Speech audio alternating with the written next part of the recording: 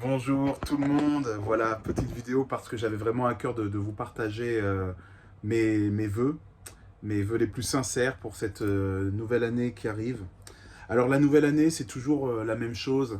Euh, c'est le temps de faire le bilan. Vous voyez, les entreprises font toujours des bilans. Qu'est-ce qui s'est passé cette année et quels sont nos pronostics pour l'année prochaine. Et mon message aujourd'hui, c'est un message vraiment de paix, de joie et de souhait pour vous de tous mes voeux. Et c'est aussi un bilan catastrophique et alarmiste. Parce que 2022 va pas être bon du tout euh, pour le monde. Parce que vous savez, nous ne vivons pas nous vivons dans le monde, mais nous ne faisons pas partie de ce monde. Et nous n'avons pas à jouer les chrétiens. Nous n'avons pas à faire comme si on était chrétien. Vous savez, quand on dit jouer les chrétiens, c'est-à-dire dire tout va bien, je suis heureux et tout. Non, parfois ça va pas. Parfois on a des difficultés. Et gloire à Dieu, ces difficultés nous permettent de nous révéler en Christ aussi, hein, parfois. Mais non, 2022 ne s'annonce pas bien. Vous voyez les lois qui sont en train d'être mises en place. En 2021, on a eu vraiment quelque chose comme un point de non-retour, en fait, avec une emprise liberticide extrême où le bon sens n'a plus sa place, comme vous le savez, et on atteint des niveaux qu'on ne pensait pas atteindre, qui là vraiment se révèlent être comme, sans rappeler les, les dernières guerres mondiales que nous avons eues et les grandes dictatures qui se sont installées. Donc évidemment que ça va pas bien et que ça va pas aller en s'améliorant. Non, l'humanité ne va pas gagner contre, contre, contre ces, contre ces gens-là. En revanche, Christ, lui, a vaincu, a déjà vaincu, et il a tout accompli à la croix. Et sa promesse, c'est que à ceux qui s'accrochent à ses promesses, ils seront comme surnaturellement, pas comme, hein, ils seront surnaturellement protégés. Que 1000 tombent à ta gauche, 10 000 à ta droite, tu ne craindras point. Et ça, c'est une très très belle nouvelle, les amis. La mauvaise nouvelle, c'est que le monde va mal et que nous allons voir une accélération des plans de l'ennemi. Ça, c'est garanti. Et justement, la très bonne nouvelle, c'est que c'est l'épreuve qui arrive sur l'Église. L'épreuve qui arrive sur l'Église. Vous savez que nous sommes prédestinés hein, par Dieu, par Jésus qui nous dit, nous sommes prédestinés à la persécution. Et pour l'instant, vous comme moi ne savons pas du tout ce que c'est que la persécution. Mais elle arrive. Elle arrive bel et bien. Et avant même que ce soit une persécution contre les chrétiens, contre les croyants, c'est avant tout une persécution contre l'humanité. Parce que les heures de la tentation qui arrivent sur le monde, l'Apocalypse nous dit hein, qu'il faut prier, qu'il faut être trouvé fidèle et qu'on regarde à Christ pour veiller à rester fidèle le jour où la tentation viendra pour tenter le monde. Et cette tentation va venir quand on n'aura plus le choix, c'est-à-dire qu'on nous dira c'est la marque de la bête ou c'est la mort, vous voyez. Et la mort sociale en premier temps, et après évidemment les grandes tribulations, on sait ce que c'est, mais nous n'y sommes pas normalement. Hein. Enfin, si vous êtes en l'épouse, vous n'êtes pas destiné à vivre l'essor des grandes tribulations. En revanche, la Bible ne nous dit absolument pas que tout va être beau et joyeux et qu'on va être bien jusqu'à l'enlèvement. Non, il va y avoir une accélération des choses, mais il va y avoir aussi une contrepartie qui va être un éveil global. Donc, comme je le dis souvent, il faut qu'on se prépare à accueillir énormément de croyants. Et justement, si Dieu vous a appelé, par exemple, cette année où il y a peu de temps, ce qui est le cas de beaucoup sur la lettre Tav, parce que nous sommes de nouveaux-nés en Christ, la plupart d'entre vous qui avez été appelés cette année, c'est justement dans la précipitation. Tout est allé très vite. Ça, c'est le témoignage de beaucoup. Tout est allé très, très vite. C'est-à-dire que ce que les chrétiens d'habitude vivaient en 10 ans pour arriver à une conversion et à un niveau de spiritualité élevé, vous l'avez vécu en quelques mois, en 6 mois peut-être. C'est un signe, un miracle de la fin des temps. Et ça veut dire que le Seigneur, Jésus, Adonai, Elohim, Yahvé, l'Éternel, notre Dieu, fait et construit son armée. L'Éternel des armées construit son armée et cherche des serviteurs vaillants pour conduire, des généraux pour conduire ses troupes. Donc nous, si vous avez été appelés cette année et que vous avez été surnaturellement élevés au rang de disciples, c'est sûrement que le Seigneur vous appelle à de grandes choses pour sa moisson. Comme on dit, la moisson est abondante, mais il y a peu d'ouvriers. Vous êtes les ouvriers, vous êtes appelés à devenir la lumière de ce monde et à être des phares dans l'obscurité. Vous vous rappelez, avec les décodeurs, on avait un logo, pour ceux qui connaissent, qui était le phare dans l'obscurité. Et c'était prophétique. C'était prophétique parce que le Seigneur nous appelle à devenir les phares, à être des phares dans la nuit et à montrer le chemin. Et ce chemin-là, il n'est pas vers un complot, il n'est pas pour essayer de renverser un gouvernement ou un ennemi. Ce phare est là pour montrer la voie de Christ, pour montrer la direction vers le royaume de Dieu et pour dire c'est par là, voilà la bonne nouvelle. Vous savez, j'aurais pu vous dire 2022 ça va être génial parce que vous avez Christ et en Christ vous êtes surnaturellement encouragé, surnaturellement en paix, surnaturellement. Oui, c'est vrai tout ça. Mais moi, quand je vois les gens, je ne leur prêche pas ça. Moi, je préfère leur prêcher le péché, même si ça fait mal. Pourquoi? Parce que, imaginez, vous êtes dans un avion et l'hôtesse de l'air vous dit monsieur, je vous le dis à vous, mais il y a un parachute, mettez-le, ça va être bien. Et la personne dit le parachute, mais comment ça, pourquoi vous m'inquiétez? Non, non, non, juste mettez ce parachute, vous verrez, vous vous sentirez mieux, votre voyage sera plus agréable, tout va bien se passer grâce à ce parachute. Et là, la personne va mettre le parachute, va dire oui, c'est vrai, bon, bah, c'est ok, ça me sied. S'il y avait un problème potentiellement, ça pourrait m'aider. Bon, c'est vrai que c'est pas mal, ça améliore mon état de santé mentale et morale.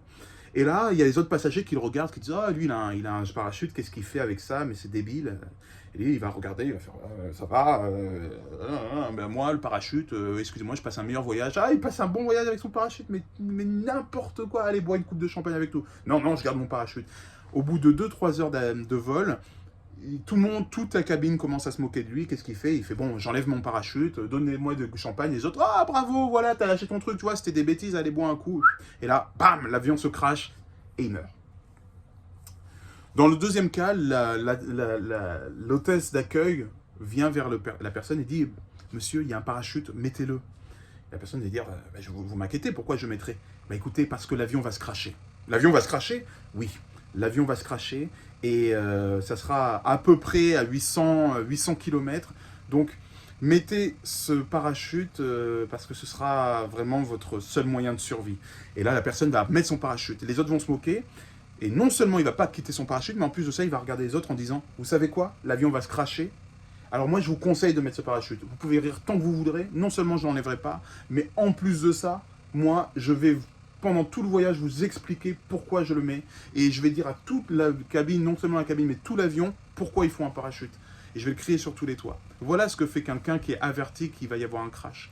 Et moi, je vous avertis qu'il va y avoir un crash. Ce crash-là s'appelle l'Antéchrist. Ce crash-là s'appelle la fin des temps, l'Armageddon, s'appelle le Gog et Magog, la guerre de Gog et Magog, s'appelle les grandes tribulations, et s'appelle aussi l'éternité sans Christ. L'éternité sans Christ, vous et moi, personne ne souhaitons ça à notre pire ennemi. Et quand je dis le pire ennemi, on ne souhaite pas ça au pire des ennemis de l'humanité, d'accord? Parce que l'éternité sans Christ, l'éternité en enfer, c'est juste pas cool, parce que aucune possibilité de se repentir. Une fois qu'on y est, on y est, et pour l'éternité. Et l'éternité, c'est long. Donc, moi, je préfère dire 2022, ça va pas s'arranger du tout. Prenez votre parachute, c'est-à-dire vivez avec Christ. Prenez Christ dans vos bagages. Alors, je baisse un petit peu le chauffage parce que, hop, il fait du bruit. Voilà, là, on est bien. Je vous dis, prenez vos bagages, prenez votre parachute, prenez tout ce que vous avez à prendre et apprenez à vivre par la foi. Et par la foi seulement. Et oui. Parce que si l'avion se crache, vous avez une solution. Vous avez un parachute qui s'appelle Christ. Mais cette année, vous le voyez, va être une année où il va y avoir beaucoup de personnes qui vont perdre leur job. Beaucoup de personnes qui vont se battre pour ne pas se faire injecter eux et leurs enfants. Beaucoup de gens qui vont être rejetés de leur famille, comme ça s'est passé à Noël. Beaucoup de gens qui vont être rejetés de la société, qui ne vont plus pouvoir ni bouger, ni voyager, Et la Bible nous promet qu'à la fin, ce sera ni acheter, ni vendre sans la marque de la bête. Donc ça commence. Ça commence sérieusement. Je ne veux pas vous effrayer en vous disant ça, parce que si vous avez un parachute, vous n'êtes pas censé être effrayé. Vous n'êtes pas censé être effrayé avec un parachute, surtout quand il s'appelle Jésus-Christ. En revanche, si vous avez ce parachute, il va falloir apprendre à vivre avec la foi. Vivre par la foi, qu'est-ce que ça veut dire? Ça veut dire que si vous perdez votre boulot, c'est que Dieu a permis que vous perdiez votre boulot et qu'il va falloir soit trouver une astuce pour ne pas le perdre, soit trouver un autre job. Et trouver un autre job, ça sera impossible, ça va devenir de plus en plus dur sans la présence de Dieu. Et bien dans ce cas-là, ça va vous forcer à vous en remettre à Dieu et dire « Seigneur, comment je fais? Donne-moi un boulot. » Et il vous donnera un boulot. Si ce n'est pas un boulot, il vous donnera de quoi payer votre loyer. Si ce n'est pas de quoi donner à payer un loyer, il vous donnera l'opportunité, il vous donnera un chèque, un héritage, n'importe quoi. Mais comprenez bien là que la tentation vient sur le monde. Elle vient sur ceux qui n'ont pas Dieu, d'une certaine manière. Et elle vient aussi sur les chrétiens. C'est-à-dire que nous allons être tentés de pleurer, de nous alarmer, de nous inquiéter, de promener des regards inquiets, comme dit Ésaïe. Mais Ésaïe nous dit, ne promène pas de regards inquiets. Ne sais-tu pas que j'ai habillé les fleurs des champs, que je donne toujours la nourriture aux oiseaux, que aucun de mes enfants ne me demande et n'obtient pas avec moi? Dieu nous pousse à aller plus loin. Dieu nous pousse à nous en remettre à lui et dire, Seigneur, j'ai plus que 15 € en poche. Seigneur, je m'en remets à toi et à rien d'autre. Et laissez faire en sorte qu'il vous mette les 100 ou 200 ou 300 prochains euros dans la poche de lui-même. C'est un voisin qui va sonner. C'est un virement qui va arriver. C'est votre compte qui d'un coup va afficher positif et vous ne savez pas comment ça se passe.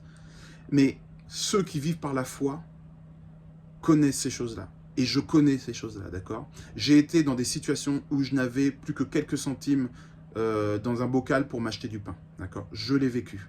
J'ai vécu des moments où je perds ma voiture, elle tombe en panne, je n'ai pas d'argent pour l'acheter. J'ai vécu des moments où il n'y a plus rien sur mon compte, je suis à zéro et j'ai 2 loyers à payer, j'ai plus de 3000 € de dette. D'accord? Dieu, j'ai dit, Seigneur, je m'en remets à toi, je ne sais pas comment je vais faire, mais je ne vais pas m'inquiéter, je vais juste chanter tes louanges parce que tu m'as déjà exaucé. Boum, il m'envoie un virement, il m'envoie quelqu'un qui m'aide, il m'envoie une solution, il m'envoie une nouvelle voiture, il envoie des choses. Dieu veut nous pousser à croire. Quand il a envoyé ses disciples dans le Luc 10 notamment, quand il envoie ses disciples 2 par 2 à faire les nations, il dit « Laissez votre argent, ne prenez rien avec vous, laissez même vos sandales, d'accord?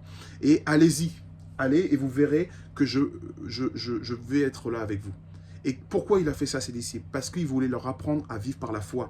Il voulait leur apprendre que quand on est tout nu dans la forêt, Dieu est avec nous, il va nous trouver les chaussures, la nourriture, le foyer, la couverture, tout ce qu'il faut pour nous habiller. Si ce que je vous dis, là, vous semble complètement bizarre, stupide et dangereux, c'est que vous n'avez pas encore compris qui était Jésus-Christ. Jésus-Christ, c'est celui qui multiplie les poissons et les pains et qui, avec 5 éléments, peut nourrir 5000 personnes et il en reste encore. Le Seigneur est celui qui multiplie. Le Seigneur est celui qui, quand tu ne peux pas payer tes impôts, Jésus ne pouvait pas payer ses impôts, qu'est-ce qu'il a fait? Il a fait en sorte d'envoyer Pierre trouver une pièce en or dans la bouche d'un poisson. Qui a mis cette pièce dans la bouche de ce poisson? Personne ne sait. Mais ce poisson était là. J'avais un témoignage aussi d'une personne qui avait besoin absolument d'un aspirateur neuf, un frère qui justement, lui, ne vit que par la foi avec sa femme, ses enfants, tout ça. Ça veut dire qu'ils ont un loyer, mais ils ne travaillent pas. Ils ne travaillent que pour Dieu. L'évangile, aller guérir, aller apporter la bonne nouvelle, aller aider ceux qui en ont besoin. Il ne fait que ça, d'accord? C'est son quotidien. Et bien, ce frère-là avait besoin d'un aspirateur neuf. Il se met au sol, dans sa chambre secrète, et il prie, Seigneur, j'ai besoin d'un aspirateur neuf. Toi, c'est comment faire en sorte pour l'avoir. Soit tu m'envoies d'argent, soit tu m'en envoies un, soit tu as quelqu'un qui va me donner. Peu importe, Seigneur, j'ai besoin d'un aspirateur neuf. Je te remets ça parce que tu me demandes de vivre par la foi et j'ai foi que tu m'exauceras. Qu'est-ce qui se passe? Il va faire un tour en forêt avec sa famille et là, il trouve un aspirateur tout neuf au milieu de la forêt. Il regarde à gauche, à droite, et oh, qui a posé un aspirateur? Personne ne répond. Et là, il dit, bon, bah, je vais prendre l'aspirateur. Il a un aspirateur neuf. Qui a posé cet aspirateur-là au milieu? Personne ne sait. Est-ce que c'est Dieu? Est-ce que c'est un ange? Est-ce que c'est une personne qui a acheté cet aspirateur, qui l'a oublié parce que Dieu l'a décidé? Ou est-ce que c'est une personne qui a eu le Saint-Esprit qui lui a dit, va poser ça, ça va servir à un frère? Par la foi? On ne sait pas.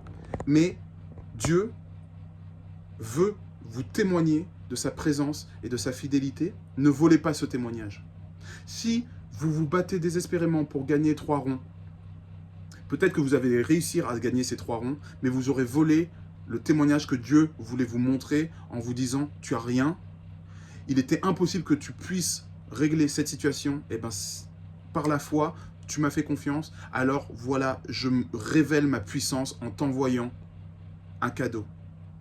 Faire confiance au Christ, faire confiance à Jésus, faire confiance à Yahvé, l'Éternel, celui qu'on appelle l'Éternel, qui est bon et qui veille sur sa descendance, qui veille sur ses enfants, c'est plaire à Dieu, c'est lui être agréable, et c'est ce que Dieu veut qu'on fasse. Dieu ne veut pas qu'on vive dans la pauvreté, d'accord? Dieu ne veut pas qu'on travaille uniquement pour lui, et qu'on ne travaille pas, qu'on n'ait pas de boulot normal, entre guillemets.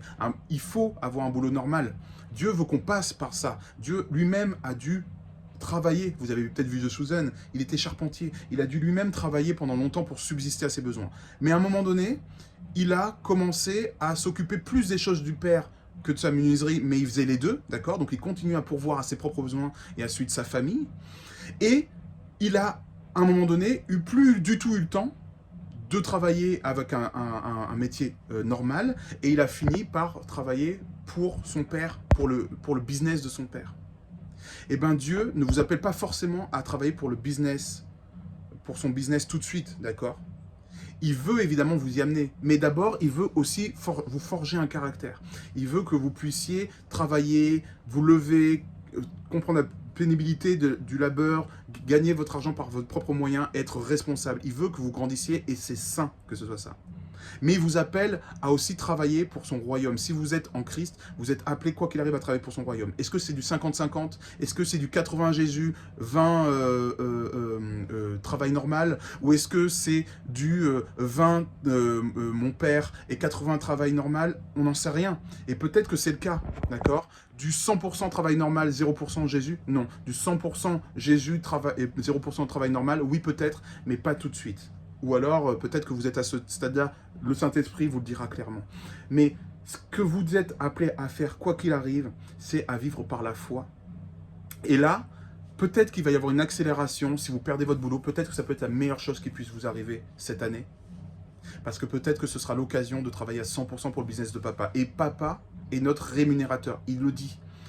Tout travail mérite salaire, tout ouvrier mérite sa récompense. Et le Seigneur est celui qui récompense. Et si vous travaillez pour le royaume de Dieu, vous avez le meilleur CDI au monde et le plus sûr.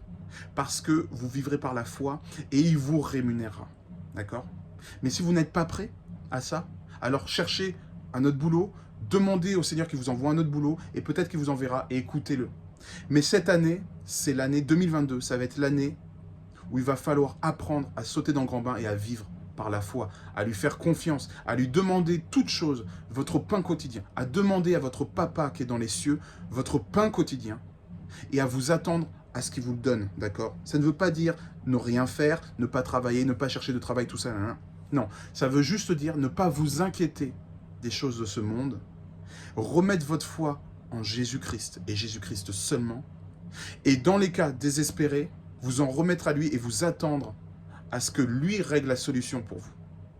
D'accord? Et si il ne se passe rien et que vous avez l'intuition qu'il faut quand même envoyer un CV, envoyez un CV. Mais pas en vous disant « j'envoie un CV sinon je vais mourir ». Non, non, non. C'est « j'envoie un CV par la foi ».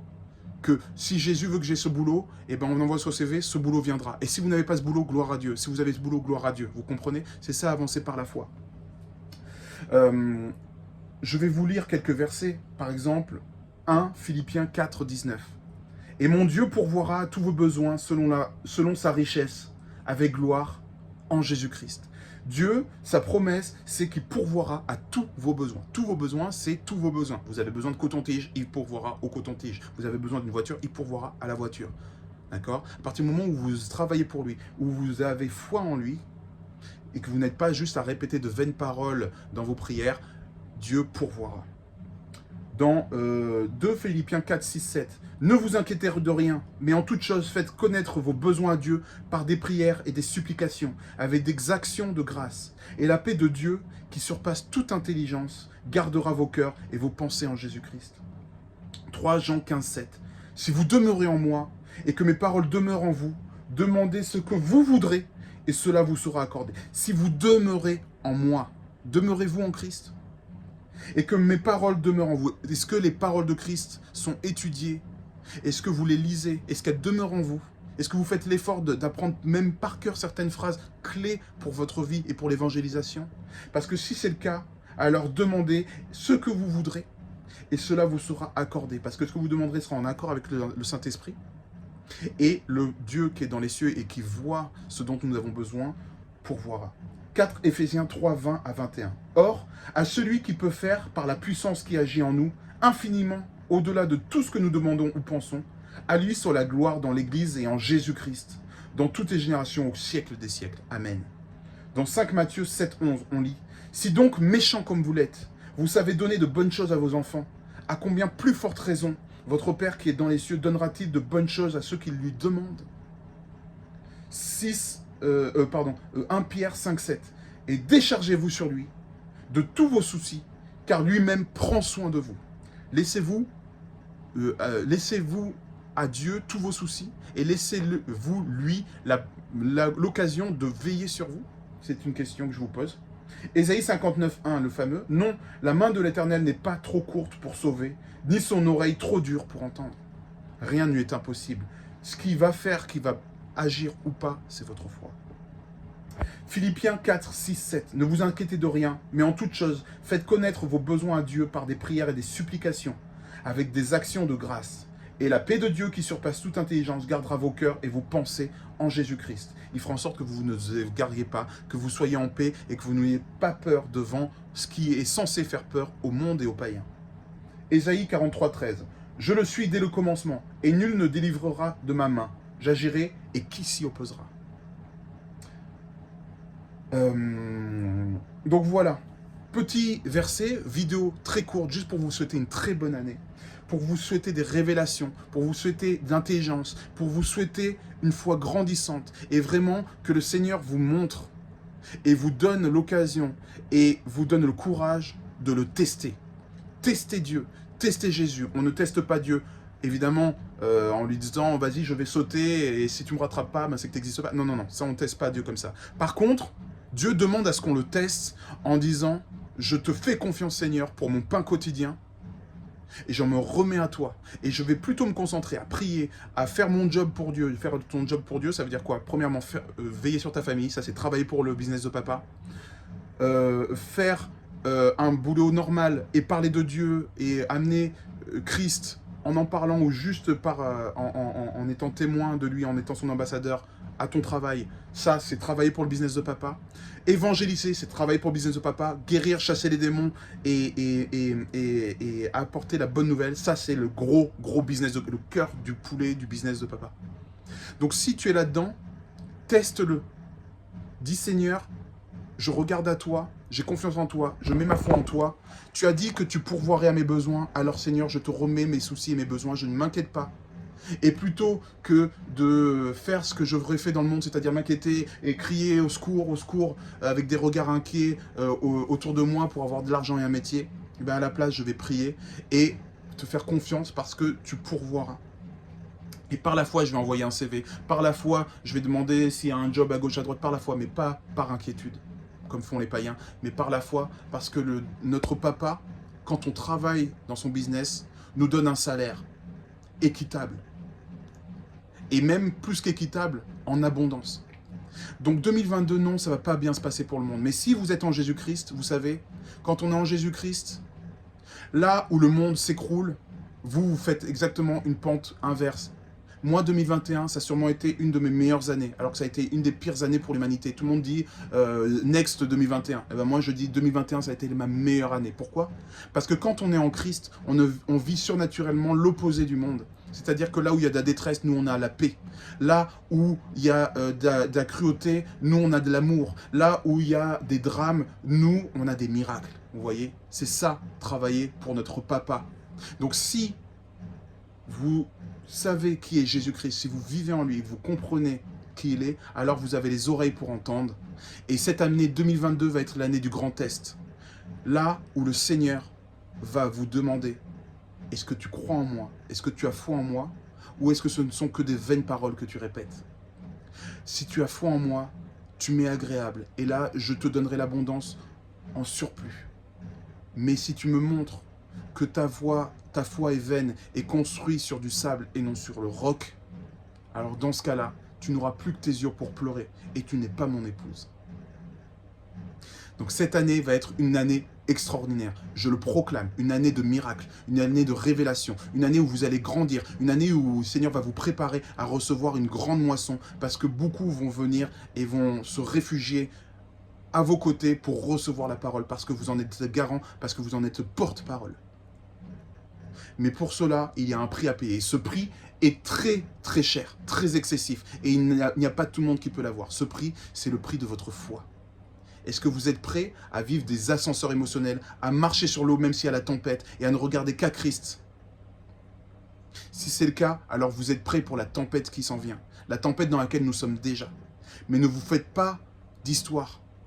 Ne pensez pas que 2021, c'était la préparation. 2022, c'est le grand saut dans le grand bain. Moi, je suis surexcité et heureux, mais tellement heureux de vivre cette période. Et pourtant, j'ai des enfants, pourtant j'ai une famille, pourtant j'ai des amis qui ne sont pas en Christ et qui seraient sujets à inquiétude. Mais je ne m'inquiète en rien. Pourquoi? Parce que je m'accroche à la Bible, je m'accroche aux paroles, je m'accroche aux promesses. Et le Seigneur en qui je suis positionné fermement ne m'abandonne jamais. Quand je suis en face du monde, vous savez qui est avec moi? Le lion de Juda, les frères. Le lion de Juda est avec moi. Et il n'est pas derrière moi. Il est au-devant de moi. Jésus-Christ nous dit que où que nous allions, il marche devant nous. Craindrez-vous encore? Alors, une excellente année de révélation, de foi, et que les miracles abondent dans votre vie, car le miracle n'est plus une occasion cette année. Le miracle est le chemin sur lequel vous marchez. Il dit, je suis la vérité, le chemin et la vie. Jésus est miraculeux. Alors le chemin que vous allez emprunter sera un chemin de miracle en miracle. Votre pain quotidien, il y pourvoira, je vous l'assure. Donc, sautez dans le grand bain avec moi. En 2022, ça va être super génial. Et toi qui pleures, qui te mouches et qui crains, je te dis, il est temps de te réveiller. Ouvre ta Bible, lis les promesses et accroche-toi à ces promesses comme un pitbull. Parce que ce n'est pas le monde qui te sauvera, ce n'est pas ton CV qui te sauvera. Tu n'as nulle part à fuir, tu n'as aucun pays de repli. Le seul refuge que tu as s'appelle Jésus-Christ. Sois béni.